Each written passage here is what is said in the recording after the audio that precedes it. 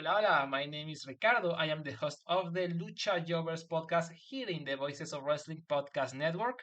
We are a Spanish speaking show dedicated to discussing and analyzing pro wrestling from all across the world. From AW to CMLL, we talk about American wrestling, Japanese wrestling, and of course, Lucha Libre.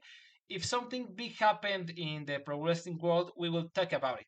So if you know Spanish or have a friend that knows Spanish or want to practice your Lucha Libre pronunciations, go listen to the Lucha Jovers podcast right here in the Voices of Wrestling Podcast Network.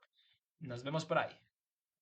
This podcast is a member of the Voices of Wrestling Podcasting Network. Visit voicesofwrestling.com to hear the rest of our great podcasts, as well as show reviews, columns, opinions, and updates across the world of wrestling. Hello, everyone, and welcome back to the Gentleman's Wrestling Podcast. I am your host, as always, Jesse Collings. I am doing this show on my own today because we have a mailbag. My goal for these mailbag episodes, and I might have detailed this in my previous episode, but my goal has kind of been to do one each quarter. So I have like a fall mailbag, a winter mailbag, a spring mailbag, and a summer mailbag. I think that's a good pattern. So do 4 a year essentially. I think the last one I did was in November, so now's the perfect time to do it now that we're into March. Don't want it to grow too tired of a gimmick because in part it's kind of lazy. But I love answering questions. I'm always really impressed by the quality of the questions I get, and this quarter's edition is no exception. So let's just get started. My first question, this came from Twitter. Chris Bork on Twitter. He says, what do you think is the threshold for WWE to see a decline in consumer metrics, like was the case until recent years? Triple H's booking seems low effort and scandals are rocking the company, but there is no drop in viewers and attendance. Yeah, I mean, this is definitely something that I think we've been speculated on for a long time. Was ever since the first Vince scandal hit, and the first Wall Street Journal article came out, and Vince appeared on that SmackDown episode promoting himself, almost like, oh, how is he going to react to these allegations? WWE has been like way up in attendance since then. Television ratings have reflected that, and when the second angle hit, or not the second angle, but the second, Wall Street Journal kind of story hit, and Vince was forced to resign, that just led to more interest. And I think there was a lot of interest in Paul Levesque and kind of what the creative product was going to be under him. And really, WWE has been riding that boom period for since then, and it has not slowed down. It has even gained momentum. So what are we witnessing there, and kind of what could possibly happen to kind of knock them off from that kind of streak? And that's kind of what Chris is asking here. I think for starters, like scandals, those are not, we have enough evidence to say like those aren't really going to impact WWE's business metrics. If anything, they've helped.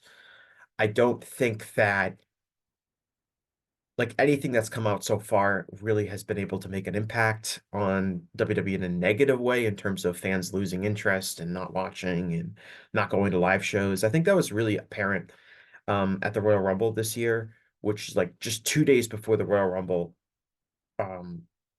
The story came out, the law of the Wall Street Journal and the lawsuit, and people had read, a lot of people had read all the lawsuit by Janelle Grant towards WWE and Vince McMahon, and Vince stepped down, and there was all of that. But when the Royal Rumble came around, people all tuned in to watch the Rumble. I know many, many people who I would consider casual fans. They were excited to watch the Rumble and talk about the Rumble and things like that. So that kind of told me is like, okay, the regular fan does not really care about these scandals and the whole Vince thing, and the grossness of it and the culpability of a lot of the people that are still in the company, even though Vince is gone. That's not really going to impact business metrics. We just haven't seen any evidence to suggest that. And that's kind of true if you look at like scandals in other sports over the last like 10 or 15 years. there really haven't been a lot of, for all the controversies that might have taken place in certain sports, there really hasn't been a decline in popularity you could point to. I know like people will go back and point at like the 1994 baseball strike and say, well, it took baseball several years to kind of recover from that scandal, which wasn't really a scandal. It was baseball stopped happening for 6 months or whatever. Um, they didn't have a World Series that year, but like you look at some of the NFL scandals, whether it's concussions or players getting arrested or Aaron Hernandez murdering people or like whatever scandal you want to pick, like that hasn't really impacted the NFL at all.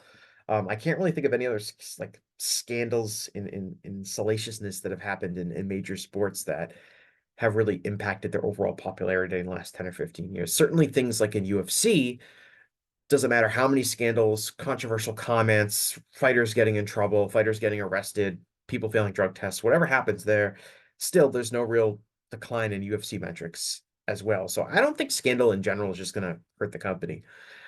What I'll say is, and I think there are some other questions in this mailbag that kind of touch on this as well, but in terms of like Triple H's booking, I think there are elements of it. I agree that they're low effort.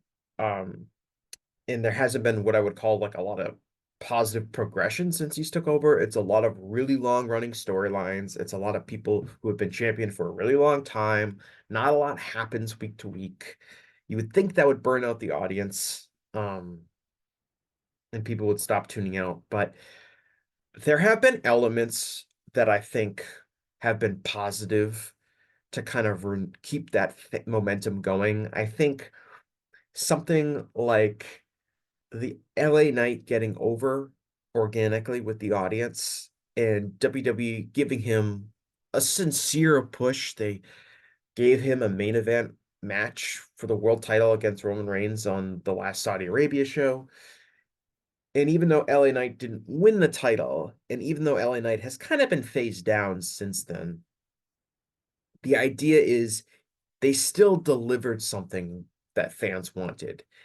And I think the fans that are into WWE now and are into Paul Levesque as Booker, they would have not felt the same way if Vince McMahon was still in charge because they would assume that Vince would have buried LA Knight, that he would have made him a joke, that he would have never taken him seriously, would have never given him a sincere push, no matter how much the fans rallied behind him.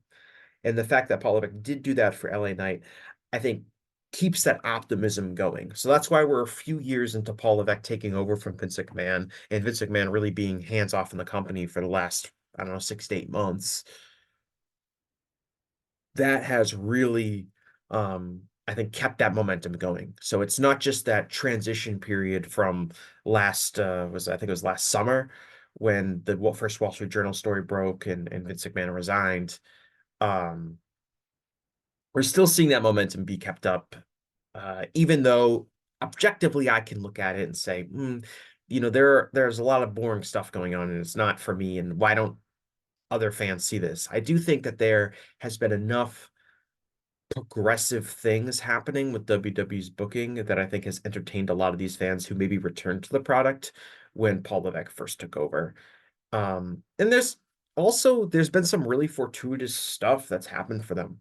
CM Punk fell right into their lap at the perfect time when I think their business was starting to stagnate a little bit. You can look at the business metrics and see the Raw and SmackDown ratings kind of plateauing, kind of starting to dip down.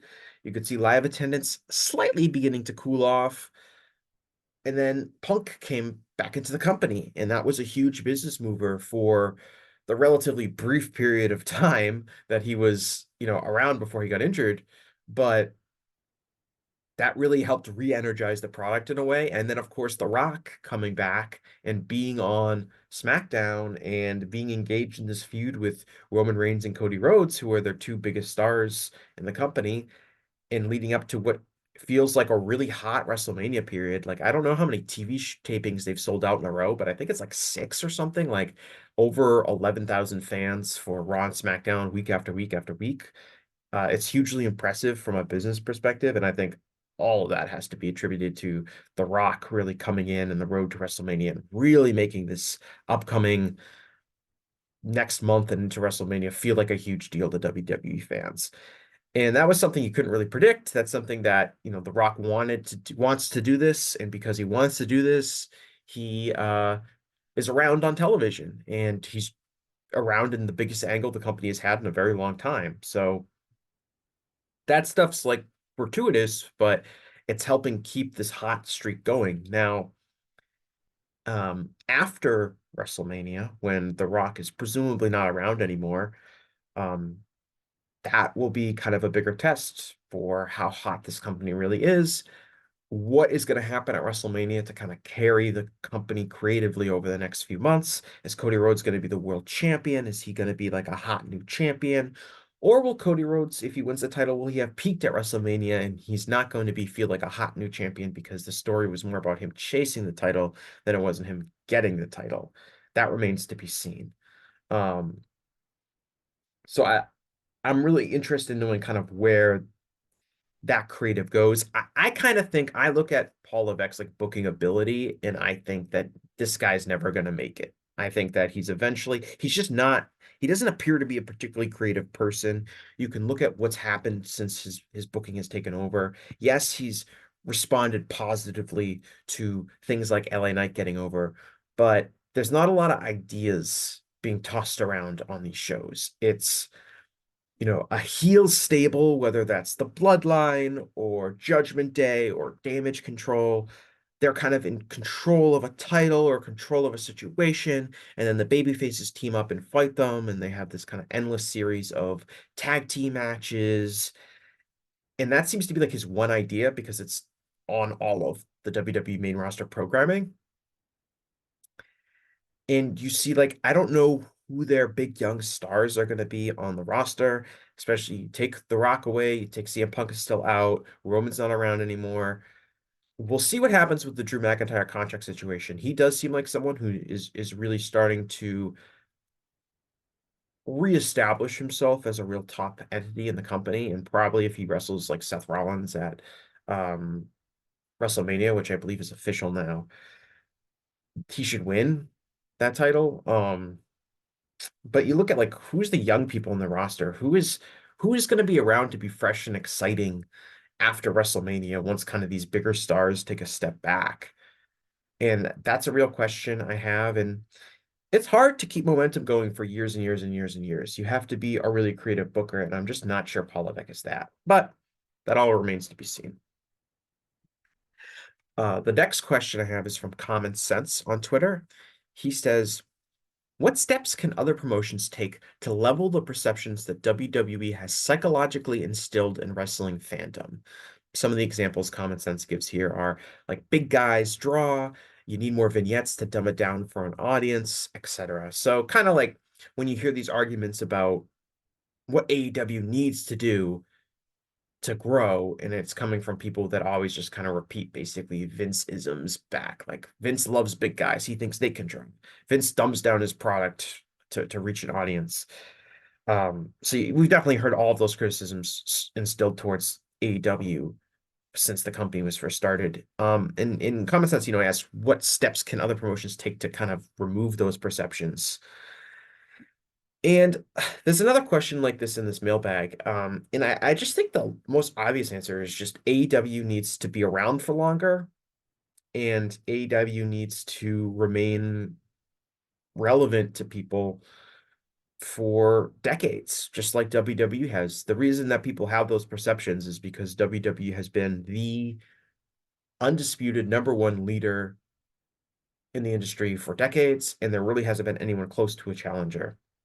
I don't expect AEW to overcome WWE and become the new number one in the industry, but AEW has been around for a number of years. They have very strong television reach. They have major pay-per-view events. They have run successful stadium shows. Um, they they just need to continue to do that for generations of fans, and AEW needs to not fall into those traps, not run their company under the guise of like what Vince McMahon would do. Um, not be concerned about big guys drawing, not be concerned about vignettes dumbing down the audience. Those criticisms are always going to be there from people that don't know any better. But I think the only way to really uh regain some of what has been lost during WWE's monopolistic years over the company is for another company to be around and be relevant and be popular and to do things differently. I think, a lot of the tropes that people say that AEW needs to do, that really just comes from people not knowing any better. That's really only comes from people being familiar with only one type of product, and that's the WWE product, and just kind of assuming that that's the ideal way to do things, and that's the only way to do things, which I think most listeners to my show will know and believe that that is not true. There are many different ways to do things, and that AEW should probably be pursuing those instead of WWE, but it's gonna take a lot of time. It's not something that's gonna be solved overnight. As we're seeing, AEW's been around since 2019. We're now in 2024. We're definitely still seeing those perceptions, but we might be seeing them a little less. I definitely think that I don't hear that, like, it's kind of funny, and to WWE's credit, WWE doesn't really operate like this anymore, or certainly not nearly to the degree that they used to. But you don't really hear that big guy. You need a big guy to draw. You don't hear the term like vanilla midget anymore as much, as much. You don't hear the idea that like no one wants to watch these cruiserweights or no one wants to watch guys do flippity doos. You'll hear that from some people. You'll always hear it from some people, but that definitely seems like something that's kind of gone away um over the last 5 years since AEW started. Um so I do think some of these perceptions are going to die eventually. Um but it's going to take a lot of time, and it's going to take AEW remaining relevant as a wrestling entity to the mainstream wrestling audience to kind of solve that. Diego Garcia has two questions here. I will start with one, and his first question is, do you think playing a dumb and evil caricature character on TV permeates the collective view the world has on Vince when the allegations started, which is treating him like a father figure who should be defended? I think there are two kind of separate things going on here. I definitely think the idea that Vince being like playing the evil Mr. McMahon character definitely to the mainstream media led to a lot of unserious coverage of it. I talked about this at the time, but when the first Wall Street Journal article broke about all these NDAs and these sexual harassment incidents, like I was watching like CNN, and CNN was showing B-roll footage while they're talking about these allegations, and it's footage of not Vince McMahon, but the Mr. McMahon character. They showed him, you know, strutting down to the ring. They showed him, getting his head shaved by Donald Trump at WrestleMania 23. They showed these really obnoxious, over-the-top, evil Mr. McMahon moments in character, which led to like unserious coverage of the situation, and it made the allegations seem like fake or predictable because they were showing this in character person. It would be like if um there were allegations out there against Ralph Fiennes, the actor. And it's when they were showing B-roll of like, oh, new allegations against Ralph Fiennes, and they showed, like video of him as Voldemort or a video of him in Schindler's List, like playing a bad evil person in a movie. I don't think they would ever do that because it'd be ridiculous to talk about allegations towards Ralph Fiennes and they show him like fighting Harry Potter as Voldemort. And that's kind of the equivalent of showing like very real allegations, they had very real allegations against Vince McMahon, and they were showing him in character playing this evil, business tycoon. And I definitely think helped like WWE skate, and Vince originally didn't get as much heat as he probably should have for those allegations because I think the mainstream media didn't take them seriously enough because they just viewed it as carny wrestling and, oh, of course, Vince McMahon, that crazy, wrestling promoter, of course he did some, you know reprehensible stuff. He's Vince McMahon. He's an evil guy. Here, look at him. Look at him as this character strutting to the ring. It's that was really disappointing to me. Now, I think like treating him like a father figure who should be defended. Like, I think that just comes from people um really being feeling like WWE is their childhood and that they love WWE and by extension love Vince McMahon. And that they have this deep emotional tie to Vince McMahon because they associate him with this thing that they love, which when you have something that you love, you often view that as an extension of yourself. So if people are saying really mean things, about saying like really mean things about Vince McMahon, then that means they're saying really mean things about WWE, which is this thing people love, which people view as an extension of themselves, and they take that stuff kind of personally. And so that's why you see, I think, a lot of like the really crazy, unhinged, like you can't, he wasn't all good, but he did make he was the man behind our or this thing we love. So we have to give him credit. When you see stuff like that, I think that's just people being insecure about being able to separate this thing that they like from themselves. And they view kind of the Vince McMahon allegations as almost a personal attack on themselves, which is ridiculous, but I think that's what you're seeing. I don't think it necessarily has to do with like him playing a character on TV as much as the knowledge of how instrumental he was in WWE and presenting this product that people really liked and feel a really heavy, nostalgic, emotional attraction to. Diego's second question is, you would keep the belt on Samoa Joe so Okada beats him, or would you put the belt on Swerve, or would you set up Swerve to chase Hangman? This is a fantasy booking question, and most people are going to be listening to this after. I'm recording this on Saturday, but I imagine most people are going to be listening to this after AEW Revolution during the week. So, this is kind of old. This is going to be old for pretty much everyone listening. What I would do, I mean, honestly, I think all of these options work. I think you could keep the title on Samoa Joe. I think you could have Swerve win the title, and I think you could have Hangman win the title and kind of make it so Swerve is chasing after Hangman. I think all of those would work. Um, it's just a matter of how they're executed and kind of how the characters are presented.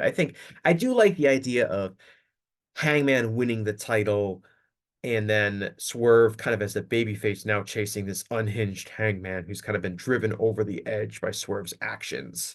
And I think that would be a really effective double turn and add a lot of juice to this company where we haven't seen Hangman as a heel before. Swerve has kind of been trending babyface for a while. I think that would add a lot to the company. You don't necessarily need the title to do that, but I do think having this really strong angle being centered around your world title is a good thing. So I think that's something that would be worth pursuing. Maybe they would have already done that when people are listening to this. So let's hope, right? Avengers 23 asks, what makes a Shades of Grey character work in 2024? What was the last successful Shades of Grey character who was the main focus of a major wrestling company? I mean, I would say that we have seen plenty of Shades of Grey characters be pushed into prominent spots um, in wrestling. I think that Roman Reigns is a Shades of Grey character for starters. I think that, like, on paper, he is a pretty obvious bully heel who cheats in his matches, but for a lot of fans, he comes across as like the coolest guy in the company. And so he's got a lot of fan support and he's got a lot of people, sticking their number one finger in the air when he comes out or when the Usos come out. And so he's not like a traditional heel where he comes out and he gets like this mega heat and people just really want to see him get beat. That's part of his character, but he's also in a lot of ways the biggest babyface character in the company, and certainly was up until like Cody's arrival or maybe Sami Zayn's turn on him. So I would say he's a Shades of Grey character, but maybe in a more traditional sense, I think like John Moxley's character or Bryan Danielson's character or the entire BCC have been Shades of Grey. I think that they have been heels, they have been baby faces. Right now, they're feuding with FTR. It seems kind of like a babyface versus babyface feud, but um, not kind of, but not really. Like Bryan Danielson, he's basically working as a heel certainly in the Eddie Kingston feud, he's a heel, but we've also seen him work babyface in some matches this year. So I would say that those are shades of great characters. I think that that's kind of maybe Avengers 23. You're thinking like you're thinking this a much more like uh literal than maybe I would interpret it. Like to me, I think like the future of wrestling is these shades of great characters. I think there are very few wrestlers who are going to be successful in a major role being pigeonholed as the obvious heel and the obvious babyface. I don't think the wrestling fandom works like that anymore, and frankly, it hasn't worked like that in a long time. You can go back to like the NWO and Steve Austin, where morally these people were probably heels, but they were also baby faces. Steve Austin was definitely presented as a babyface. Um, and so I just think that's the way characters go. I think sometimes when you focus too much on who's going to be the heel and who's going to be the babyface and who's the crowd going to cheer for, like those are nice philosophical fundamentals to book around, but it's also not realistic to how fans view wrestling today. Fans are going to respect heels who are good at their job, even if they are um, morally in the wrong, and vice versa. Fans are gonna maybe not like baby faces if they don't not doing a good job, even if they're morally in the right. We see that on pretty much every wrestling show. So I think that's I think that's just kind of the future of wrestling. I know Cody's talked about this a lot, and it's kind of funny because Cody's been like a super white meat baby face since he came back to WWE. But I think the idea of like pure babyface and pure heel, there's not a lot of wrestlers that are going to be in that role. I think like right now, I would say like Christian Cage is like an obvious pure heel character. Um, there's really nothing likable about him. He does get a lot of heat. People want to see him lose. Um, so I'd say like he's one of the few guys I think is really making it work in that role. Um, but it's just there's not a lot of people that are going to thrive, I think, in 2024 without at least having a little elements of shades of gray. Haida Owin or Haida Zero Win, not sure how he pronounces that name, but they ask, TKO are going to have a focus on delivering profits, and one of the best ways to do that is to slash costs like payroll, where they already pay a much smaller percentage of revenue than many other sports leagues. A number of name wrestlers are approaching the end of their contracts with WWE. Do you think WWE will spend or look to shed some payroll, figuring they can replace the likes of Seth or Becky with washed MMA fighters or NIL athletes fresh from the Performance Center? Um, I would say that WWE is not interested, under TKO. WWE has not really seemed to be that interested in bidding wars for talent. We have seen if someone is available and Tony Khan wants them, Tony Khan is willing to offer them a deal that WWE has not been able to match. Um, Now, part of that might also be additional perks that come with working in AEW, maybe a lighter schedule. Maybe you don't have to live in a certain place, like Kazuchika Okada, maybe not having to live in the United States if he works for AEW, but having to do so if he's in WWE. But I agree in the general sense that it doesn't seem like TKO is interested in spending a lot of money. They're looking on how quick they can increase profits, and a huge reason the way to increase profits is to shed some salary. And if you view most of your talent as replaceable, then it becomes pretty obvious what to do. I don't really know, with Levesque, with Vince gone, with Vince really, seemingly no longer having any power in WWE, it's kind of hard to figure out who is really going to be controlling the purse strings in that company, who is going to be making financial decisions with personnel. Is it going to be Paul Levesque? Is it going to be Nick Khan? Is it going to be Mark Shapiro? Like, who are those people who's going to be the ultimate decision maker? Because when it was Vince, it was kind of easy because Vince was a wrestling guy and he liked certain talent and he was going to be able to match, salaries and want to keep talents because of who he is and kind of his view of them. I think like Charlotte signed a contract extension, and I think she signed that when Vince was still in power, and that seems to me like a Vince play. Like Vince obviously really liked Charlotte Flair, and so he gave her a big contract extension. But with Vince gone, I don't know if Paul Levesque has that same kind of authority to kind of, if they have a salary structure to blow up that salary structure if those wrestlers get a better offer. Um, I definitely think WWE views most of the people on the roster as replaceable. Um, would Seth Rollins or Becky Lynch count as replaceable? I'm not 100% sure. I don't know just exactly how they view those talents. I don't think that they're going to cut Roman Reigns. I don't think that they would be looking to shed payroll for Cody. Um, but kind of everyone else beneath that, I think it's up in the air, and it also depends on how interested Tony is in them. Because if Tony isn't interested in a wrestler coming from WWE, and he's not interested enough to make them a really competitive offer, then those wrestlers don't have a lot of leverage. If Tony doesn't like you, or Tony doesn't feel like you're worth a sizable investment, as a wrestler, your leverage negotiating with WWE is greatly diminished because you're not going to be able to get a ton of money from New Japan. You're not going to be able to get a ton of money from Impact. You're not going to be able to make a ton of money on the indies. You're really counting on Tony having an interest in you and Tony wanting you and Tony offering you a big deal. Um, that's not that hasn't if that's not the case, and I don't know if Tony likes Seth, I don't know if Tony likes Becky, I don't know who Tony likes and does not like that's on WWE's roster right now. But if Tony's not really interested in making that kind of a competitive bid, then I think if you're a wrestler in WWE, you are in danger of getting a pay cut if they don't think you're worth X amount of dollars, and they're looking to shed payroll.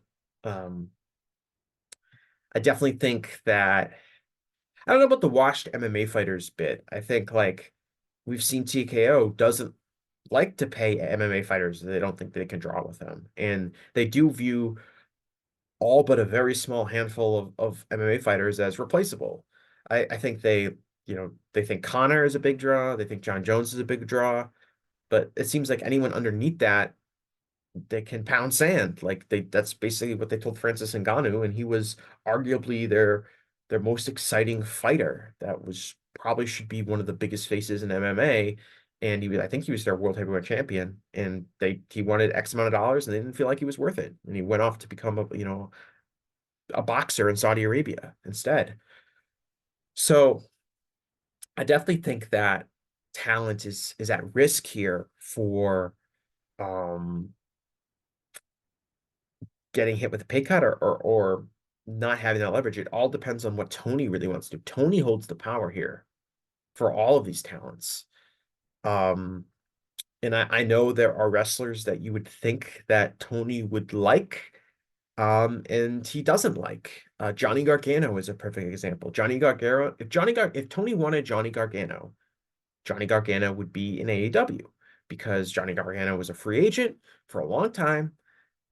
He did eventually go back to WWE, but there was a window there for Tony to sign Johnny Gargano. You would think that Tony would like Johnny Gargano and want to make an offer for him because of his wrestling style, and obviously Gargano has a really long relationship with people like the Best Friends and um, a ton of members of AEW's roster. I'm sure Tony's very familiar with his work, but for whatever reason, Tony doesn't seem to really like Johnny Gargano, and so he never got an offer to go there. So he kind of bided his time and was able to get back into WWE, but Tony didn't like him, so he had to go back so he went back to WWE. And I don't know if he took a pay cut or not when he went back to WWE.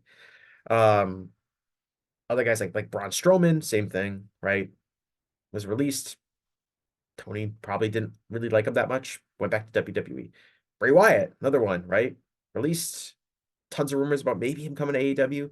Whatever reason, Tony didn't want to sign him. Went back to WWE. So it really comes down to what Tony wants to do. And if Tony's not interested in these guys or women, they're going to end back up at WWE, maybe at significantly less contracts. But again, a lot of that depends on who is really ultimately controlling the budget, who is ultimately making the decision in regards to spending on personnel, how much of an influence does Paul Levesque have in on that, how much of that is being handled by like non-wrestling people, and kind of what is that relationship like. We don't really know anything like that. We can only maybe learn some of that as time goes on and more of these wrestlers become available via free agency. Tail Avery says, who are your top 5 all-time New England wrestlers? And so I guess I'm interpreting this as like who are my favorite wrestlers that are from New England. And I don't know if I could rank them like in order. There aren't, I'll be honest, there are not a ton of wrestlers from New England that jump out to me as being like among my favorite wrestlers. Like John Cena is probably the biggest star from New England, but I wouldn't say like John Cena is one of my favorite wrestlers ever. Um, Triple H is from New England. I will say this: Triple H is from Nashua, New Hampshire, which is about 35 minutes north of where I live. It's pretty close to Boston. But because his entire career in WWE has been billed as being from Connecticut, and he's associated with WWE's office and the McMahons, in Stamford, Connecticut, and West Greenwich, Connecticut, like which are like essentially suburbs of New York City. Like people don't, I don't think people really think of Triple H as a New England wrestler or a guy from New England because he's from like the New York part of Connecticut, which, as many people know, I don't believe that Connecticut is really part of New England. Certainly not the Stamford West Greenwich part is that's like a suburb of New York. It doesn't have the New England culture that the rest of New England has. So I am a firm believer that Connecticut is not part of New England. But Levesque is from Nashua, New Hampshire, which is very much part of New England. But he doesn't really come across as a New England guy. He's also not one of my five favorite wrestlers ever, so or would be even close to that discussion. So I probably wouldn't say him either. I'm not like the biggest Monet fan, so I wouldn't say she's in my top 5 either. But I've got to put some people in it. I would say people that I've really liked that are from New England, I would definitely say Eddie Edwards, um, who's from, I believe he's from Boston. I'm not 100% sure on that, but he's definitely someone whose work I've enjoyed for pretty much his entire career. It's kind of a little sad that, he's kind of became like this garbage wrestler in Impact. But I really loved his work in Noah when he was a GHC champion. I thought that was like a really underrated run. I know a ton of people weren't watching it, but I thought he had some really excellent matches and was a very good champion. And that was kind of the last I've really paid attention to him. But obviously going back to his Ring of Honor days and things like that, he's definitely in the conversation. Um, Kofi is probably in the conversation. I would probably say him. Kofi is from Winchester, Massachusetts. Um, I think he was originally born in Ghana, but he grew up in Winchester, Mass, which is from where I live now, just a stone's throw away. Um, so I would put him, and he came up through the New England indie scene before getting signed by WWE. So I'd say Kofi's in the mix. Um, Matt Taven, who's from Derry, New Hampshire. I've been an unabashed Taven fan for a long time. I think he's gotten a really unnecessary amount of criticism. Uh, I've loved his work in Ring of Honor. I thought he was a really good Ring of Honor world champion, even though everyone made fun of him. I thought he's a guy that I've seen work really hard and get over pretty much everywhere he's gone, whether that was in New Japan, whether that was in CMLL, and whether that was in Ring of Honor. And I think, his work in AEW, I mean, obviously a lot of people have a lot of criticisms for kind of how he's been presented and the way, he's been involved with Roderick Strong and Adam Cole, but he had that match with Orange Cassidy a couple weeks ago, which I thought was really, really good. And it was mainly really, really good because Matt Taven put in a hell of an effort. So I'm a big Taven fan. Biff Busick, whose career's just never quite gone the way that I wanted it to. Um, Kind of been in and out of WWE. I think he might be in WWE right now as a trainer. I don't think he's really wrestling anymore. But his last few years in the Indies, I thought he was a really, really excellent, complete wrestler. Did do some pretty good work at NXT as Oney Lorcan. He's not that old. I'd love to see him kind of back as a fixture, whether that's on the Indies more often or even if it was just wrestling in NXT, just a chance to see him because I think he is really, really good. And has never really been able to get a fair chance. Um, so one more spot. I mean, there's a bunch of guys. There's like guys like Perry Saturn, who I never really liked. He's from Boston. Um, Kevin Sullivan, of course, is from Boston. Um, China is from New Hampshire. Scotty Tuhati is from Maine. Um, trying to think. Hmm. So Kofi, Eddie Edwards, um, Biff Busick, Matt Taven. Quincy Bennett is there in the mix. I do like Vincent. Vincent's from Rhode Island. Um, so maybe I don't know Vince all time though. I don't know if Vincent would be in my all time top five. Um, Carmelo Hayes is from Framingham, Mass. I don't know if he would be my top five either, although I do like Carmelo. Um, hmm, this is a tough one because I can get to that four pretty quickly. But that fifth one, there might be someone really obvious that I'm forgetting, but I might have to get back to you on this tale. Because I'm not sure who I would pick for that fifth slot. Um, might take a little bit more thought. Uh, moving on to a topic probably more people care about. Um, SD Jones asks, "Is this the most stacked roster in WWE history?" Now I know you're joking, SD Jones, because this is a parody of one of the questions that Paul Levesque was asked during the Royal Rumble press conference, instead of being asked more questions about Vince. But I do want to make a point that when that question was asked, like after that Royal Rumble, especially the men's Rumble, like that Royal Rumble sucked. And the reason that Royal Rumble sucked was because there was very few interesting people in the match, which would tell you where this roster really is. I do think that they're in a good spot in terms of absolute top star power right now. You have The Rock, you have Roman Reigns, you have Cody Rhodes, you have Drew McIntyre starting to take off. You still got Seth Rollins around. You've got Punk on the mend. Like you do have talent at the very, very top, but as I mentioned earlier, just where is that next wave of young talent coming from? I don't see anyone in NXT that would be inspiring that kind of confidence, especially on the men's side. Um, I don't really see like a lot of the roster is old. A lot of the roster is, you know, 35, 40 and older. You look at who you have, Sami Zayn, Kevin Owens, those guys have been around for a while. They're old. New Day, those guys have been around forever. They're old. I think Drew is like 35, 36. Randy Orton, obviously, he's Randy Orton, but he's in his 40s. Uh, you don't have a lot of talent that feels like they're really in their primes or new and exciting talents. Even a guy like LA Knight, he's in his 40s.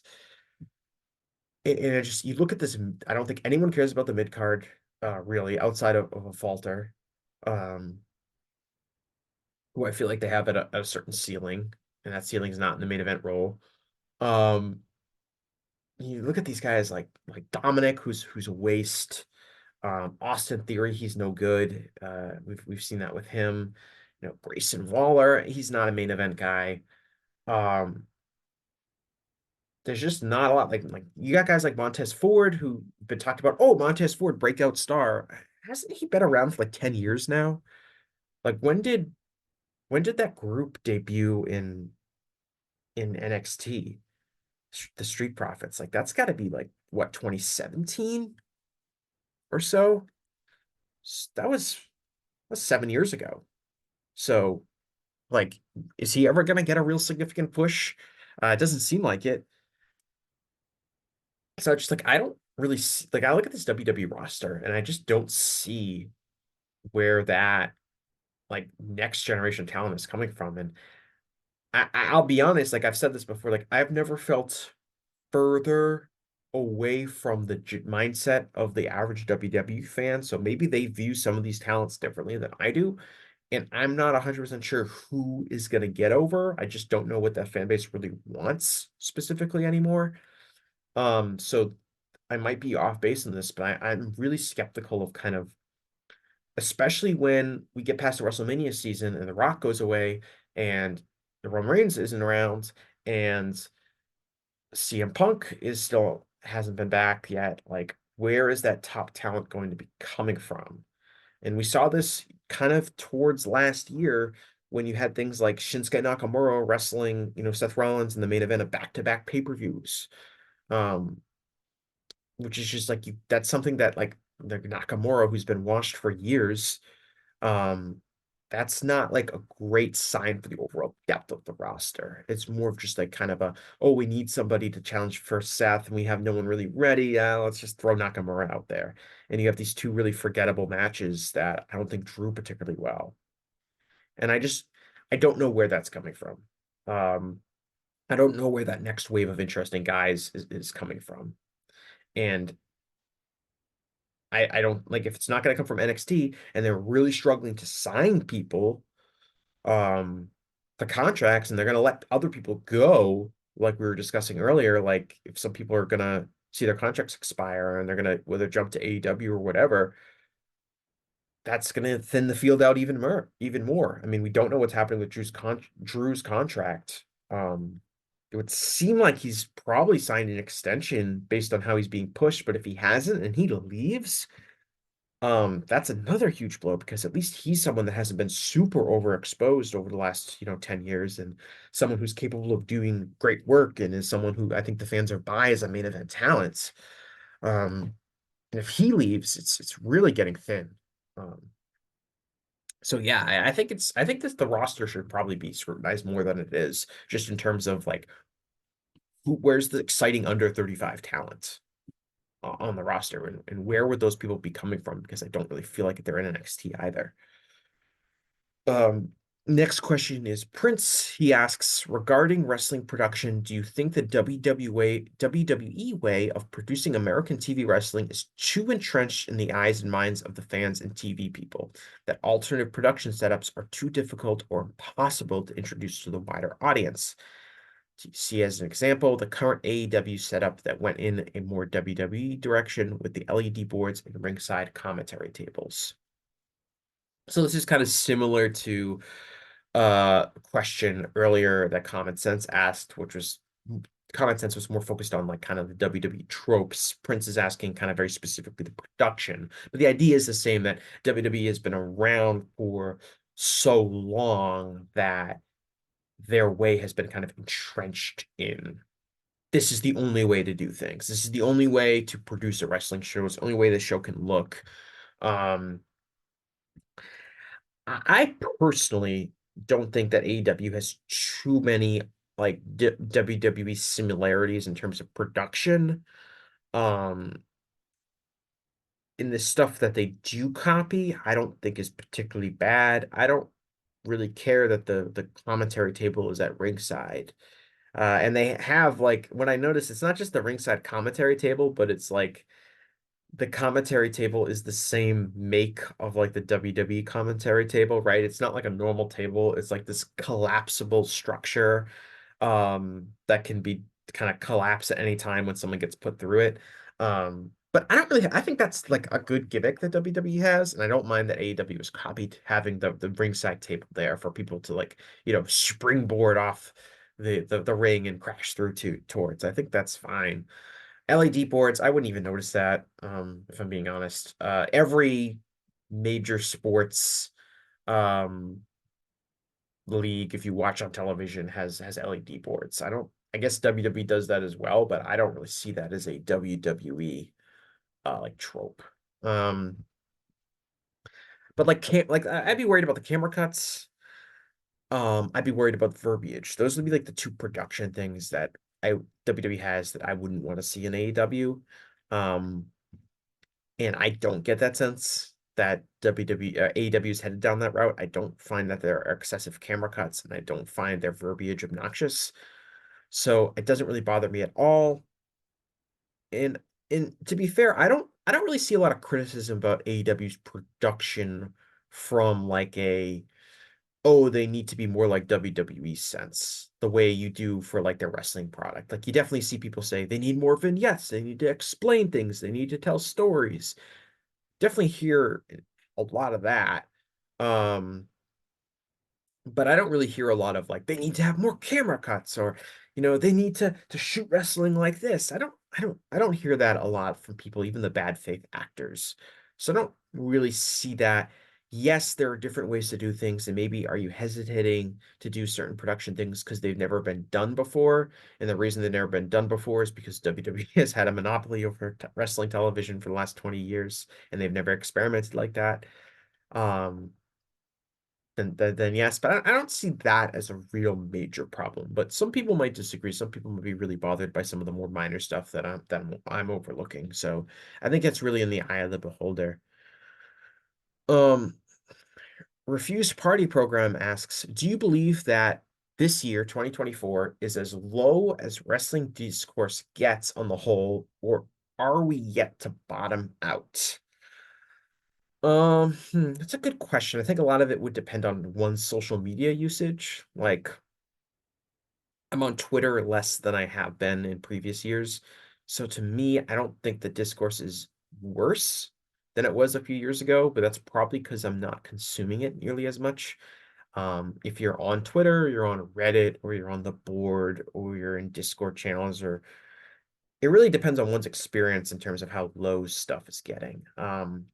I definitely think like since AEW was founded, we've reached, a new low in terms of just how much time we spend talking about stupid people who don't understand AEW's product, don't want to understand AEW's product, want to make bad suggestions that are related to only knowing WWE's product.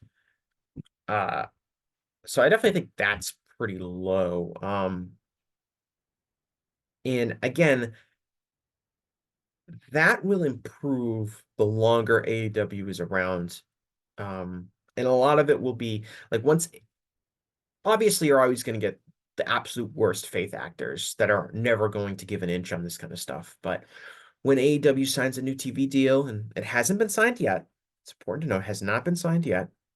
But if or when AEW signs a new strong TV deal, whether that's with Time Warner or someone else, or TNT or someone else, uh, I think that you'll see a lot of like the anxiety about AEW's existence die down a little bit. Some of it will always still be there, but I think a lot of like the bad discourse comes from people's fear of AEW going away. And if AEW has, a lot more security and a bright future, I think you'll see um some of that dial down, and we'll see less of the sky is falling doom kind of discourse that we get sometimes when some negative AEW news hits or a rating is too low or something like that. Um, and like I've said in some of my other responses, the longer AEW is around and established, you'll get the less power some of those dumb WWE criticisms will have with the average person, because if AEW can prove that other ways of doing things works, then you'll see um a change in kind of um how we talk about those things. So I think in a way, yeah, this is probably as low as it's gonna get, but obviously things can get worse. But a lot of it depends on like one social media use and kind of how in the next 10 or 15 years, how are we going to communicate with one another, and how are we going to kind of witness other conversations? Are we going to become more and more entrenched in social media, and are we going to be in this bigger and bigger pool? Um, Or are we going to, as we're seeing kind of more people get off of Twitter for various reasons, are we going to see kind of less of this? Are we going to see more of like this, going back into, I know Joe talks about this a lot, like going back into our echo chambers, going back into our separate kind of worlds, like going into closed Discord servers where kind of everyone is relatively on the same page and kind of what they view, and you're not having these conversations where like I am talking to someone with a Roman Reigns avatar on Twitter, or seeing what WWE Gareth or whoever, pick your favorite troll, is saying on Twitter if I'm not on there. Uh, but I don't know kind of what the general direction society is going to head in terms of social media interaction. But it seems like the more we get, the more we become entrenched in social media, and the more we become more open to other people from around the world seeing what we post, like you would on Twitter. The worse the discourse is going to be. I think that's a fairly clear trend across not just wrestling, but pretty much anything. Um, One thing I'll point out in relation to this comment, is, can discourse get worse? Are we yet to bottom out? Where is this going? Was I wrote an article for voicesofwrestling.com, which you can read now. And it was in response to this Maxine Dupree stuff that's been going on, which, if people don't know, Maxine Dupree had a house show match. I think it was like last week against Nia Jax. The match wasn't particularly good, and there was a clip going around where like Maxine was walking to the back, and one fan like booed her and said something like "You suck" and "Don't come back." And there were someone videotaped it and shared it on Twitter saying, "Oh, it's horrible. I hate these fans. Why would they boo Maxine? She's trying her best." And it kind of went viral. Rhea Ripley, amongst others, wrestlers, spoke out about it. Like Rhea Ripley said, like, "I wish, how would some of you who are working at your jobs like to be booed as you were learning? Be better as people." She did some finger wagging, which I thought was obnoxious. And I wrote, basically, it's completely ridiculous to not expect people to boo at a wrestling show. This is WWE, it's the major leagues. If Maxine is learning on the job and she's only had 13 career matches, which is how many career matches she's had, that's on the company for advertising itself as a major league product and presenting someone with very, very little experience.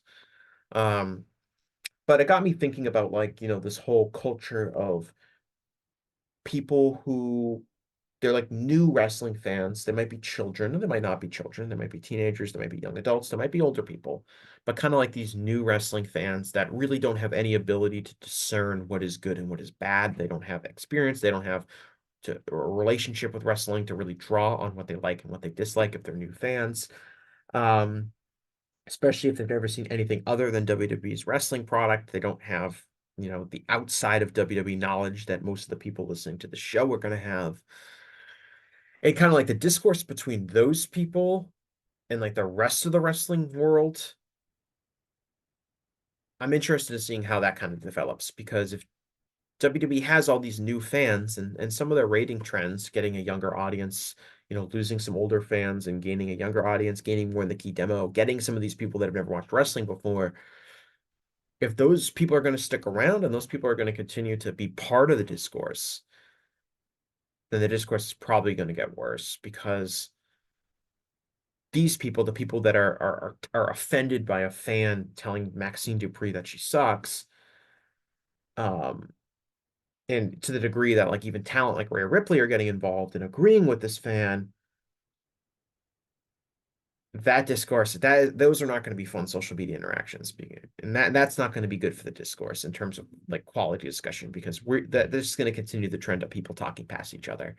It'd be like having a conversation with these people that are genuinely think Maxine is really good, and she's trying, and you should support her and you should cheer for her and you shouldn't boo. Like that's like if I were to talk to, like, my 2-year-old nephew while he was watching an episode of, like, I don't know, Teletubbies or something, and I was like, "Hey, Teletubbies is actually a bad show, right? Like, that this isn't good, right? This is just really repetitive writing, and that these characters have no depth to them and whatever." Like this is like I'm talking to a child, because they don't know any better when they're talking about wrestling and they want to give their opinion. And if they want to engage in it with me, we're not going to be able to relate to each other at all. Just like I'm not going to be able to relate to my 2-year-old cousin, um, who's watching Teletubbies, and like our relationship to the products are going to be so vastly different that we cannot really have a conversation about them that makes any sense. And that's what these people are like. They're like wrestling infants. Um, and until they kind of gain knowledge and appreciation like the rest of the wrestling fan base, it's going to be worthless talking to them. And these people also tend to be very online, which is kind of why these things like this Maxine story kind of broke out, because a lot of these people were online and pushing it. Um, but if that continues as a trend, then that's bad for the discourse. So that's a very long answer to that question. But next up, JGM asks thoughts on the Observer Awards this year. So the Observer Awards came out last Friday. I have seen them all. I read the issue. Um, I know Joe gave a really long piece of audio giving his feedback on the Observer Awards. So the notable things about this year were I would say WWE winning some of the promotional awards. WWE won Promotion of the Year. Um, Paul Levesque won Booker of the Year. Nick Khan, I think, won Promoter of the Year. So you saw some of this, WWE overtook AEW in some of these, promotion-based awards. And I think that's, you know, a fair development in terms of what has happened with both of those companies. Um, Now, like my personal opinion, do I think WWE is better than AEW? Absolutely not. But in like what to expect with the awards, like the key thing about the Observer Awards when we talk about like promotions winning things or matches or wrestlers winning things is when you're talking about like the WWE fan base, um, they're kind of gonna vote for WWE no matter what because a lot of those people only watch WWE, or maybe they watch WWE and maybe a little AEW, and maybe they would vote for AEW if some things are really good, but they're WWE leaning, and that's kind of all they're gonna watch. The AEW Wrestling Observer newsletter voters are going to be much more likely to consume other wrestling products. So if they feel like AEW hasn't really been super great last year, and a lot of fans clearly felt that way, some of them are going to vote for CMLL. Some of them are going to vote for New Japan. Some of them are going to vote for Dragon Gate. Some of them are going to vote for All Japan Pro Wrestling. Some of them are going to vote for Impact.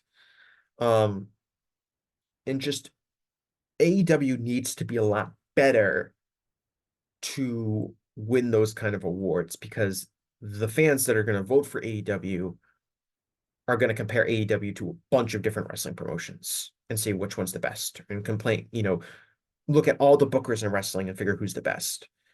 Um, Not every fan is going to be like that. Some people are only going to vote for AEW stuff, certainly. But I think it's way more difficult for AEW to win awards in that sense than WWE, where WWE kind of has this built-in audience, even amongst Observer readers, who are really not going to be as familiar with the wider wrestling world. So even if WWE is not perfect for them, they're still going to say, well, it was better than AEW, so I'll vote for WWE. As opposed to a lot of AEW fans are saying, AEW wasn't perfect this year, and I think CMLL did a really good job, or I think New Japan did a really good job, or I'm really liking the direction All Japan has done this year. And so I think it kind of highlights kind of the difference in the fan voting block. But it also shows something very simple, which I think is WWE fans were satisfied with the company this year, and that's reflected in positive business metrics, and that's reflected in Paul Levesque winning Booker of the Year and WWE winning Promotion of the Year. I think that AEW fans were not as satisfied with the product. I think and I think that was reflected in Tony Khan not winning Booker of the Year and AEW not winning Promotion of the Year. That doesn't necessarily mean that the voting block in cumulatively believes that WWE is better than AEW, but I do think that WWE fans were more satisfied than AEW fans from the product. So I think that leads to a lot of the kind of awards breaking down the way that they did. Um, and I hope, and we know Tony Khan looks at the awards. We some of the awards that were used to be just totally dominated by WWE, things like worst gimmick or most underrated, which are kind of reflective of the creative process, right? Worst gimmick is whoever's gimmick is really bad. and most underrated generally is viewed as most underpushed, which is like talents that aren't getting a fair shake by management. Those used to be dominated by WWE. But this year we saw a lot of AEW, um, you know, angles and worst storyline is another one, right? Worst rivalry, worst storyline. Um, right? That's another one that's reflective booking. Again, used to be dominated by WWE. This year, we saw a lot of AEW acts get voted for worst gimmick. We saw a lot of AEW storylines be the worst storyline or worst feud of the year. And that should be taken into account that there was a lot of stuff that people did not like on AEW this past year. Um, and that should be, it's the Observer Awards aren't the end all be all, but they are a fairly unbiased survey of hardcore wrestling fans. And generally speaking, I think a lot of their opinions on things, if you go back in history and see what did fans like and what did fans dislike in the Observer Awards, they tend to be pretty predictive of and good indicators of kind of what the general trend is heading. Like if some storylines are flopping and they're picking up awards among for votes for worst storyline, then that wasn't a good storyline. Sorry. And I think that that's been reflective throughout history of these awards. And I think it should be a wake-up call for AEW that they are placing in these awards when they used to not to, used to be totally dominated by WWE. And that's not a good thing if you're Tony Khan or AEW. CSW 14 says you are now the New Japan booker and want to establish a new main event scene and fix the tag division. Who are you elevating from within, and which wrestlers are you rating, both from other Japanese promotions and from overseas? I don't like fantasy booking again, but a new main event scene and fix the tag division. I really like what All Japan did this past year, which was take their two biggest wrestlers, which are Kento Miyahara and uh, Yuma Aoyagi, and they put them in a tag team, and they kind of had them dominate the tag team division and wrestle these big main event matches. And I think that really helped revive the tag team division in All Japan and made that tag team division feel really important. And I think it helped instill kind of, even though they were tag team partners and they weren't doing necessarily like, we can't get along, kind of, a very American TV angle, um, two top stars as a tag team kind of thing. But it helped them kind of appear as generational rivals in a way that they might be friends, but these are the two top guys in the promotion. And they really hammered home that those are the two top guys in the promotion. And I think I'd like to see New Japan go down that route because there really isn't a lot of life in the tag team division at the moment. Um, and I wouldn't mind seeing something like, Naito is the world champion right now. What if Naito and Sonata were the tag team champions? I know I'm not like super high on Sonata as like a tippy top guy, but I think that would help build the tag team division up, and I think it would help kind of establish, Naito and Sonata as two top babyface guys as tag team champions. Now I know they have their split, Sonata left LIJ last year and formed his own group, but that's just an idea. It doesn't necessarily have to be those two guys, but I like the idea of taking like two top main event guys and putting them as like your tag team champions. I think especially when your roster is thin, especially when you're, really leaning on some guys like All Japan was with Miyahara and Aoyagi, I think it's a really good way to go. It keeps things and it keeps things fresh. It helps keep these guys on television or, on shows, and it helps keep them in the main event, but they're not, being super repetitive because they're kind of doing two things. They're top single stars and they're the top tag team. And there's a really long history of that being the case in Japan. Like you just look throughout, Puro history, whether it's, Misawa and Kobashi or Kawada and Taue or, Inoki and his various tag team partners, Inoki and Sakaguchi, or, even back to Inoki and Baba. Um, it's a long history of the two top guys being in a tag team with each other. So I think that's a good way to go. I think I can kind of explore different things. Just in general, like, New Japan's got to pick some of these new guys and they got to really sincerely push them, because I think going the very conservative, very slow route has been effective for New Japan in the past, but I think the dynamics have changed. You're shorter on star power. Some of your old reliable stars have either left the company or they've gotten old very quickly, and the path needs to be accelerated. Yota Tsuji cannot be on a 6-year journey to become IWGP World Heavyweight Champion. That can't be the angle now. I'm not saying he has to win the title this year or it's or like that's the only way to do it, but it needs to be picked up faster, and the fans need to feel like, me as a fan, I want to feel like my investment in some of these younger guys is worthwhile now. Um, I want to make sure that if I'm invested in Shota Umino or I'm invested in Ren Narita or I'm invested in Yuya Uemura or I'm invested in Yota Tsuji, that those guys are going to be put in major spots like this year. They don't necessarily have to be world champion, although it wouldn't hurt,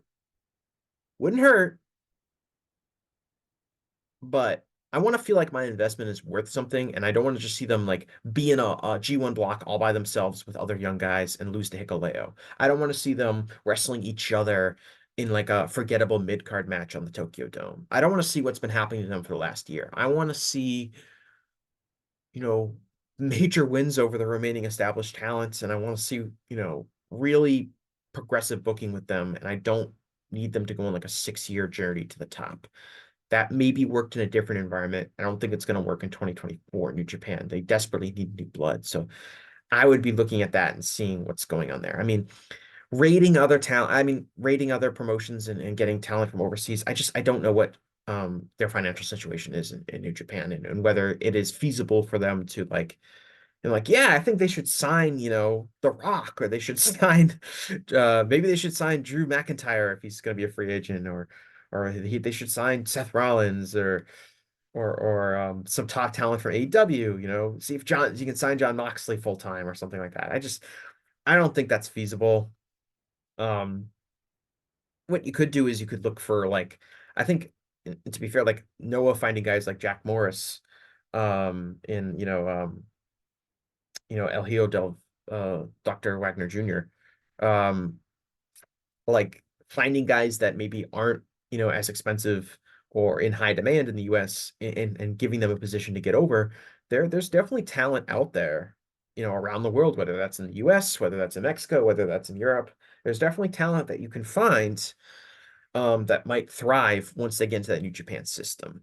Uh, and so I would be looking at that as opposed to maybe looking at like bringing in top talent. I mean, I would like to see New Japan use more AEW talent. I don't know specifically what the issue is there, but I always thought that there would be, with this working relationship, I would like to see like more AEW guys headed over to New Japan, and not just your tippity top stars, not just your John Moxleys or your Bryan Danielsons, but your younger guys that could gain some seasoning and maybe add some new life to New Japan.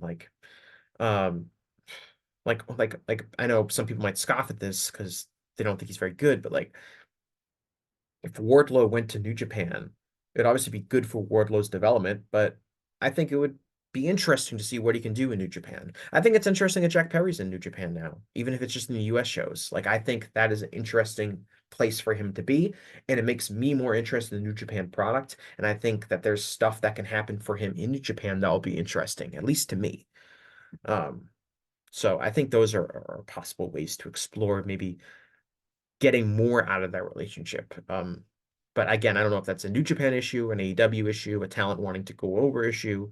I don't really know why we haven't seen more of those guys in New Japan, but I would like that if we did. Okay, hold on. I'm gonna get a quick drink of water.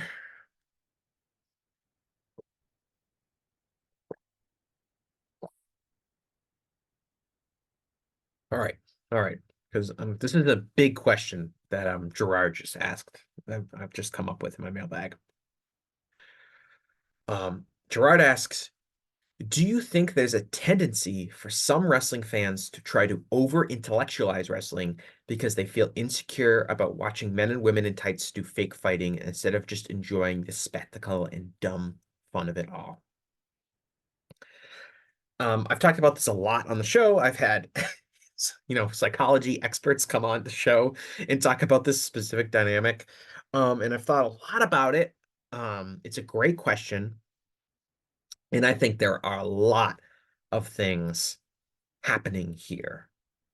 So I'm going to try to give a thorough response to all the things that I think are impacting this question, which is in general this insecurity about being a pro wrestling fan and people over intellectualizing wrestling. Like I talked about this in the in relation to like the reliant people talking, oh, rest in ring doesn't matter. It's all about the stories. I watch wrestling for the stories. I don't watch it for the in ring stuff.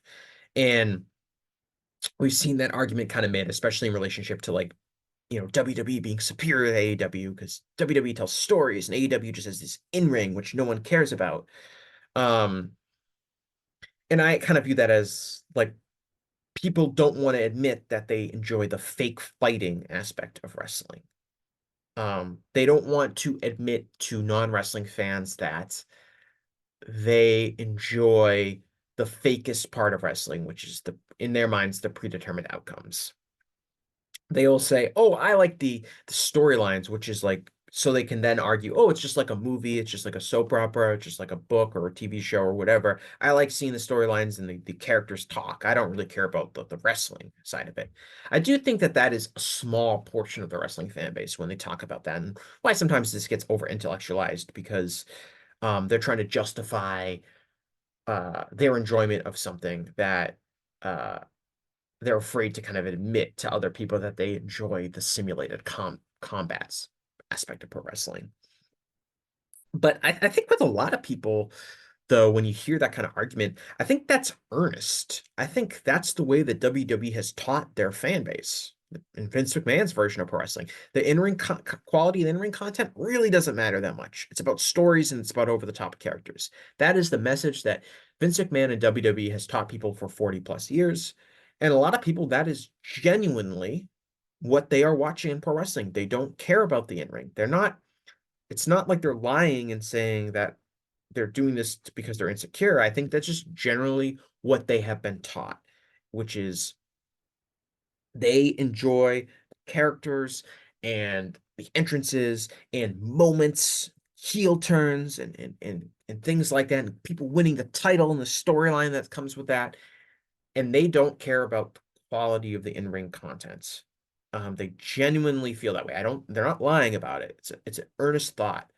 And I think that is a lot of when you hear a lot of this, like when people would say they don't like the in-ring content, um, they don't care about the matches. I think that's where they're really coming from. It's just that's what WWE has taught people. And as we've kind of gone over in this podcast a few times now, it's a huge part of the wrestling audience is just WWE dominating um, people's views of pro wrestling.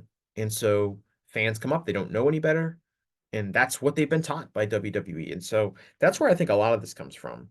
Um, so you have that. You have the earnest people who genuinely feel that way. You have the people who are insecure um, about like admitting they like the fake fighting, so they kind of talk about the stories and stuff like that.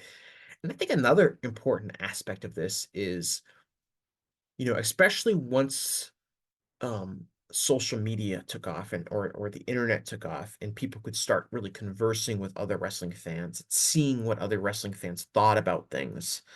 Um, there's always been this kind of response from the hardcore wrestling fan base that has been dismissive of some of the most popular wrestlers of all time. So if you were a kid in the 80s and you weren't reading the newsletter, you would love Hulk Hogan and think Hulk Hogan is the greatest wrestler who ever lived.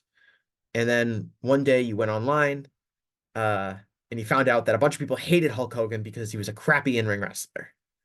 Or, I was a kid, I really liked John Cena. And then when I started going online, I realized there were all these people that didn't like John Cena. I thought he was bad. I remember going online as a kid. And this wasn't like I was probably 10 or 11, so this was like 2005 to put that in reference for people. And I remember I must have been on a message board or a comment section somewhere, and I remember people saying like how overrated Triple H was. And I was a kid, like kind of dipping my toe into the pool of wrestling discourse online. And I was like, what? Triple H is overrated? Why do people think that? He's a 13-time champion. You know, he's one of the greatest wrestlers ever. People think Triple H is overrated. And I didn't know any better. Um, and you know, that would be preposterous for people now. Like it's preposterous to go back and think about that. Like, of course Triple H is, and now I'm like Triple H, one of the most overrated wrestlers of all time. Um, but as a kid, I didn't know any better. And the point I'm getting at is the relationship between like the hardcore wrestling fans and like the less hardcore, less online engaged wrestling fans for so long, really until social media became really ubiquitous and everyone was online, and um the kind of like the smarky online opinion, IWC opinion has kind of lost its cachet or its ability to influence. It's really now pro WWE fans who hold those cards. Um, and I think that has led to some of like this over intellectualization, which is fans responding to years and years of being told that their favorite wrestler was bad by like smarky online fans, and the general thought that the smarky online fans um don't like your favorite wrestler because they're bad in the ring.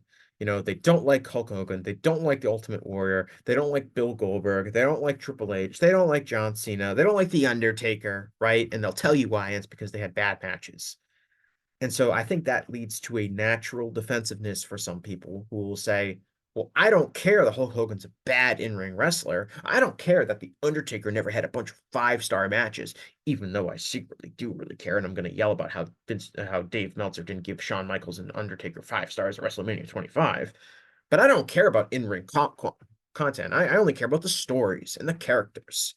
And those internet smarks, they don't represent me, and they don't represent the masses, because I like the biggest stars, and those people are wrong, and those people don't understand wrestling. It's about storytelling, characters. It's not about in-ring. So I think there is a lot of that is a reaction to just years of that kind of relationship taking place. The idea that there was this intellectual hardcore wrestling fan base that overrated in-ring content for a lot of people. And now those people are kind of conditioned to make the argument that in-ring content doesn't matter because they still feel defensive about those criticisms that were lobbed at their favorite wrestlers. So those are kind of like the three things that I'm talking about here.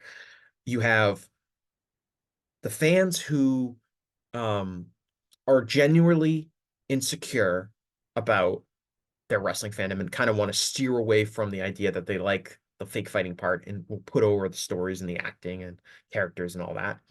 You have the fans that genuinely don't really feel that. Or, sorry, let me rephrase. You have the fans that genuinely feel that way, that they don't care about the in ring because that's what WWE's taught them. And then lastly, you have these fans that are naturally very defensive about like Smark opinion or the opinion of the IWC or the opinion of the Wrestling Observer newsletter, Dave Meltzer.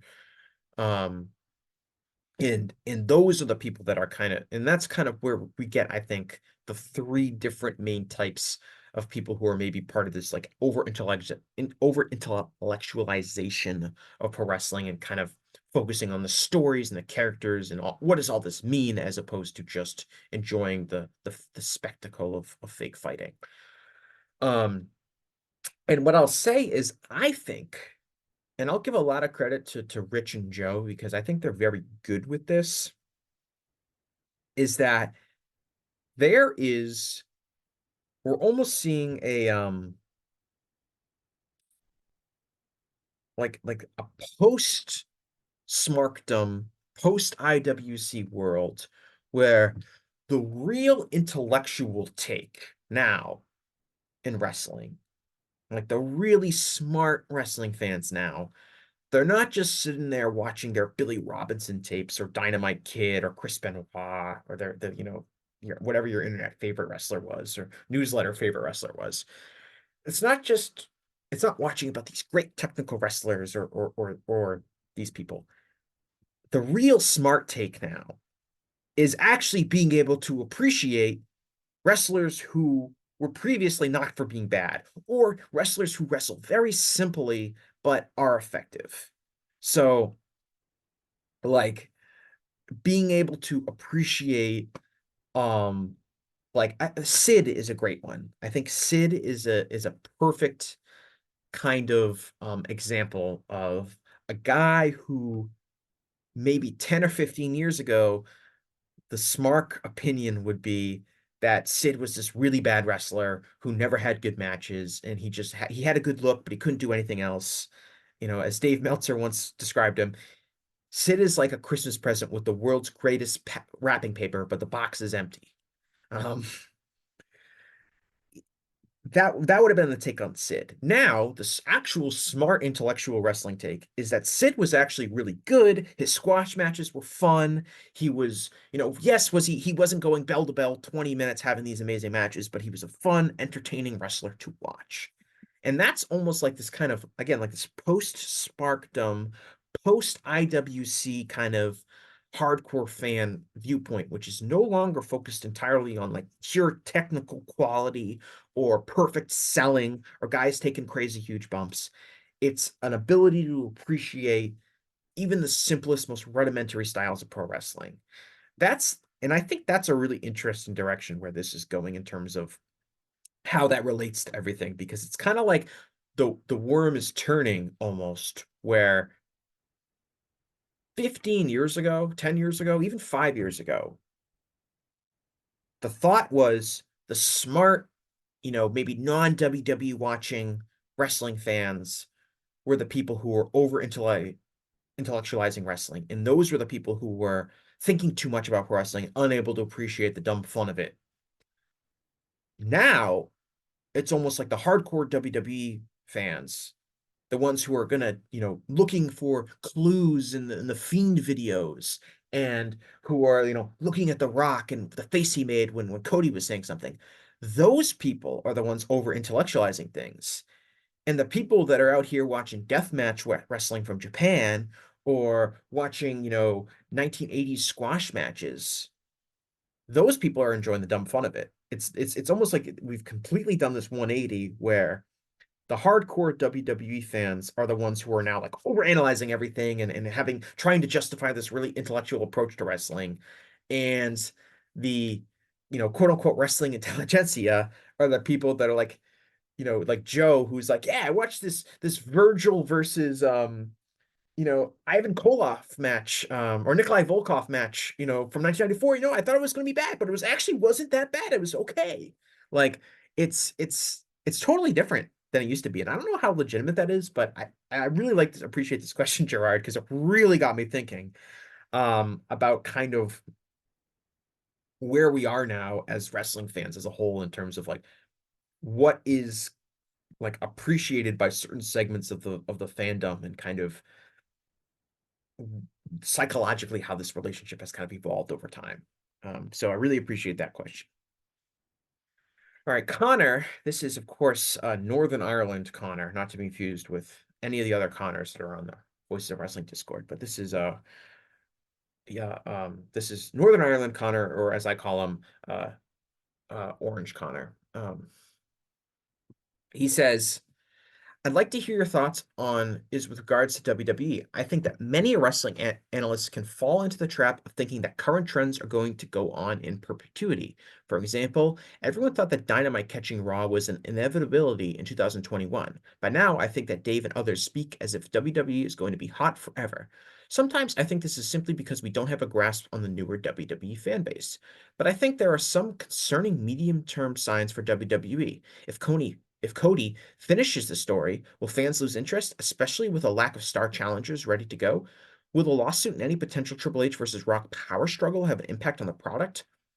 Could things get messy in the autumn when SmackDown moves from Fox and Raw, seemingly disappears altogether for months before starting on Netflix? How do they bolster their thin roster over the next few years when Tony Khan wins all the free agent battles?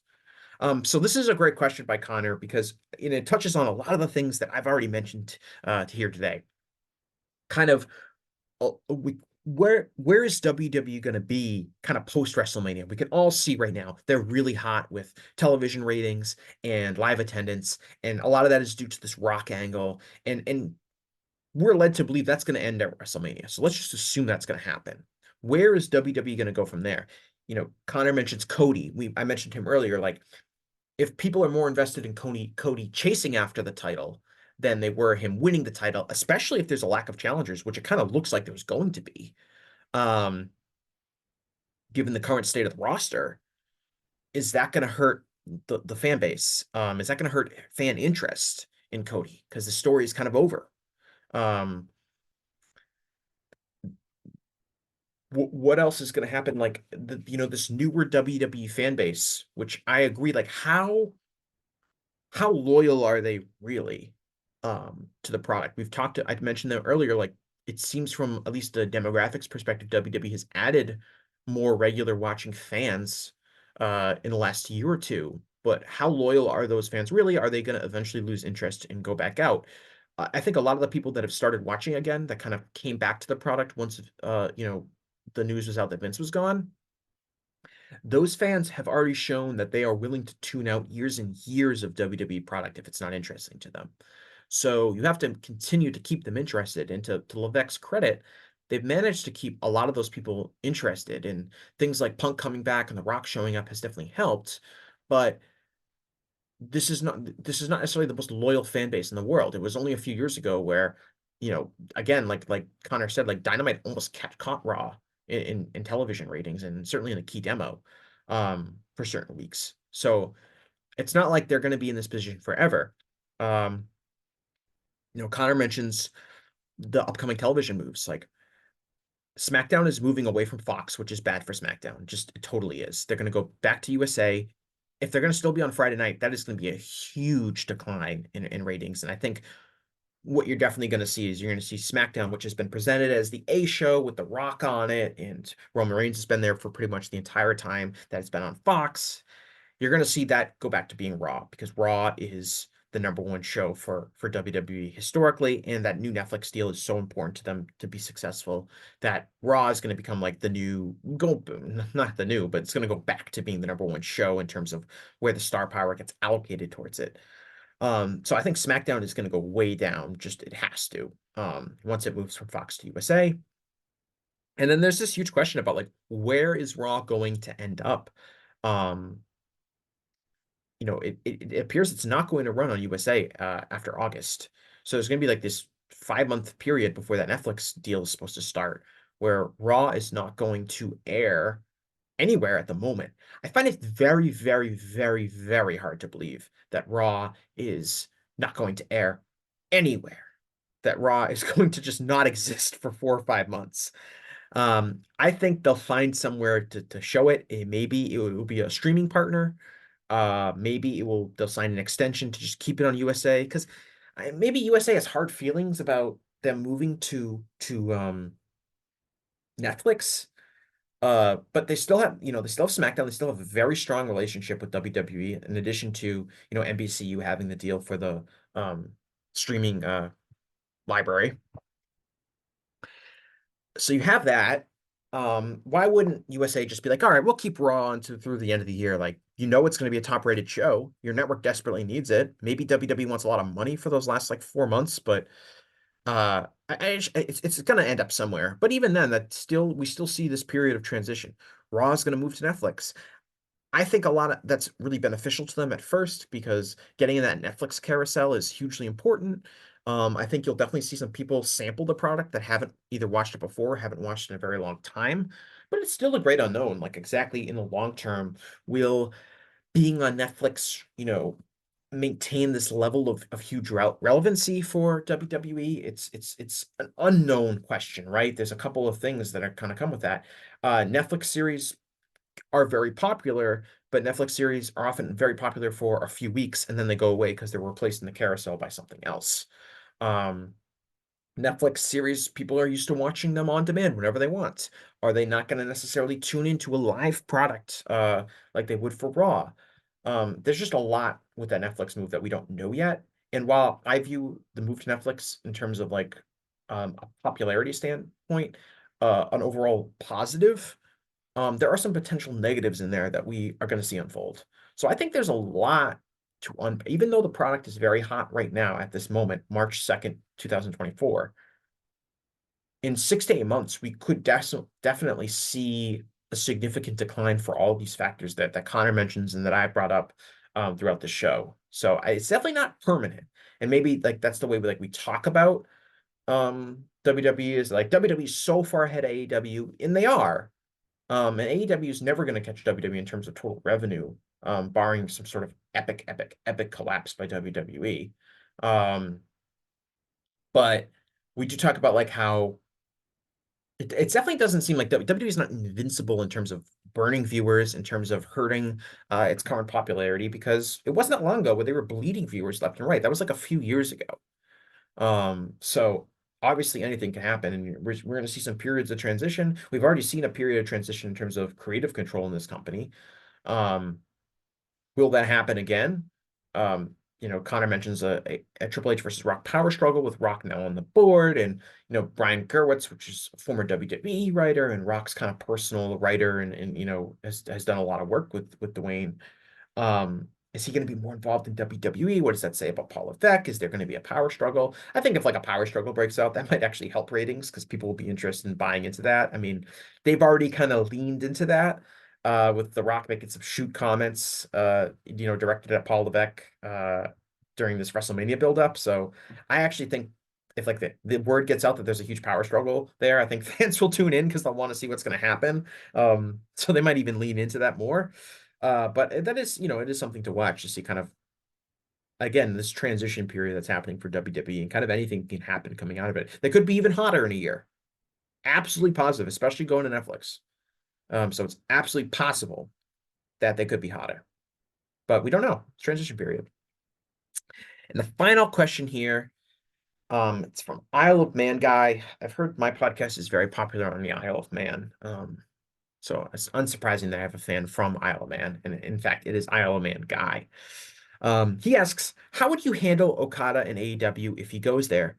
Would he be a special attraction who wrestles once every month or so, or do you think he could be a weekly character on Dynamite and Collision? Again, I don't like fantasy booking questions, but to give some perspective on Okada, like I think it's obviously going to be really interesting. If he's living in Japan, he's probably not going to be a weekly character. But I expect him to be around a lot. I do think like the taping schedule probably helps more because now that you have a Dynamite and Collision show taking place, Okada can come in for and work Wednesday through Saturday and be on two shows. He could set up a match on Wednesday night and be on a show on Saturday night, or vice versa. He could come in, be on a show, set up a match on Saturday and work a match Wednesday night. Like now that you have kind of those two shows kind of on different, halfway points during the week, it allows someone like Okada who might be flying from Japan to kind of be more present on the product than it would be if he was pre-collision, you would have him, he'd have to be there for a full week just to be on two different shows. Now he's got a little more time. So that maybe changes the dynamic there. Not sure. I think like some people are expecting Okada to come in and like be the world champion this year. I think Diego Garcia mentioned that in one of his questions earlier, that like, would you keep the title on Samoa Joe so he can lose it to Okada? I don't know if Okada is gonna be world champion in AEW ever. I know because he's Okada and because he's been this deity in New Japan, and he's been this multiple time world champion, and he's coming over and he's this huge free agent signing, and he's still in the prime of his career, that it would make sense for him to be a world champion. But I mean, AEW only has one world title. There are a bunch of people who fans think need to have the world title.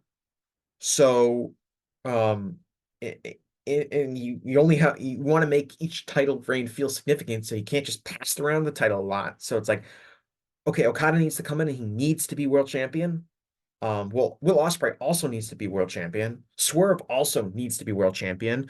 Who knows what's going to happen with this, MJF whole Wardlow gimmick, like that could involve the world title. Like you don't have, not everyone can be world champion. And obviously Okada could be the world champion. He'd probably be a really good choice to be world champion. And a lot of people would say he'd be the best choice to be world champion out of all those talent I just named. But it's a very competitive spot to be in. And he's not going to be as dominant or as big of a figure as he was in New Japan, where basically the entire company was built around him for 10 years. That's super unrealistic to happen. Um, and fans expecting that or expecting it to even kind of be close, I think are setting themselves up for frustration on how he's going to be presented, because I don't think he's going to be presented like that. Um, I so so so and the other thing is you can get around the language barrier in AEW. It's not nearly as big of a problem as I think it would be in WWE, where WWE demands that everyone like cut these 10 to 15 minute promos in the ring. Um, they tend if but I do think that you probably will need somebody to speak on his behalf. He doesn't have to. You can always book around this, right? He doesn't have to cut promos or things like that. Or long promos, because I'm sure he has some limited English ability. Um, but he could get someone to talk for him. The issue with him getting someone for him to talk for him is that he'd probably be a baby. He's probably going to come in as a baby face. Um, so who's going to be his mouthpiece? Because like you have like Takeshita, right? Takeshita's doing really good work, but he's a heel, and Don Callis is cutting the promos for him. It works nicely. Is there going to be a babyface manager for Okada, or even just someone to help him with promos? Um, who is that person going to be? I can't really think of someone on the roster that would be like the perfect fit to that, as a babyface character. Um, so that's a question that will probably have to be addressed if he's going to be a weekly TV character. Um, I'm sure, Tony has made a huge investment in Okada. Um, it probably wasn't easy for Okada to decide to go to AEW, whether that was to go into WWE instead or to go to New Japan, stay in New Japan. So I'm sure that some promises were made about how he was going to be pushed and presented and things like that. So it's really interesting to see how he's going to go on. I mean, I how would I handle Okada? I'd obviously push him. I don't know if I'd make him world champion though. Not this year. Could wouldn't be a bad idea, but I just think there's younger talent with more long-term major star potential than Okada would be. Um, at least in the US. Um, but I would say if I were to make a comparison, um, probably the way Brian Danielson has been presented in AEW, which he came in, he had that, I think was the Kenny Omega match his first match, I think it was, right, the All Out I'm sorry, the Grand Slam 30-minute draw match. Like came in, just had this dream match, boom, he's been off and running. Danielson's done a lot of jobs because he wants to. I wouldn't maybe have kind of lose as much as Danielson has, but I think Danielson hasn't been world champion, um, but he's obviously been a very highly effective player in AEW, and he's still, going at a really high rate, and he's been a great, great, great asset for the company. Um, Arguably the most valuable signing they've ever made. So in that regard, like I think that's a good blueprint for Okada. It doesn't have to be world champion. There's probably some better people where the world championship would be more valuable than it would be around Okada.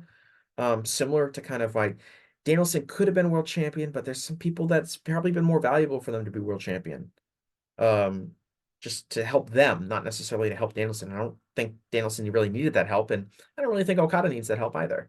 Um, so that's pretty my thoughts on it. I mean, he's apparently coming in very, very soon, March 6th. I'll be at the Dynamite. I'll be at Big Business in Boston, which is almost definitely going to be Mercedes Moné's debut. Um, so we'll see, oh, maybe I'll get a chance to see, Okada as well. And maybe he's going to have his first match there. That would be awesome. That's supposed to be a big show. We don't really have a card for it yet. I'm sure we'll start to see some stuff coming after Revolution, but um, looking forward to it. That's it for this episode. I think it went really well. I again don't I appreciate the question just because for two reasons. The first is I appreciate that people want to hear what I have to say, obviously. That's why I appreciate all my listeners and things like that. But these were so many really thoughtful questions that really got me thinking about a lot of different things. And one of the reasons I like doing these mailbags is they really help me formulate some ideas that I have, and they really help me kind of go through these. It's a really fun, like, I think, like, thought exercise in some of the feelings I have about wrestling and some of the thoughts and philosophies that I see going around. And helps me create future content and future episodes when I think about some of the discussions that I'm just having with myself, answering these questions. So really appreciate all the thoughts. And keep up the great work with these questions, guys. I'll be looking forward to the spring mailbag in a couple months. But thanks a lot. I'll talk to you again after a while. Hello, do you like New Japan Pro Wrestling? Are you a Shin Nihon freak? If so, check out the Super J-Cast with Joel and Damon on the Voices of Wrestling Podcast Network. And even if you fucking hate New Japan Pro Wrestling, listen to the Super J-Cast anyway. Not just for our great show reviews, analysis, and pastrami sandwiches, but there's also usually some dick jokes somewhere in the obligatory opening 30 minutes of absolute nonsense we chat about every single week. That's the Super J-Cast for all the best talk about New Japan Pro Wrestling, crisps, and pornography.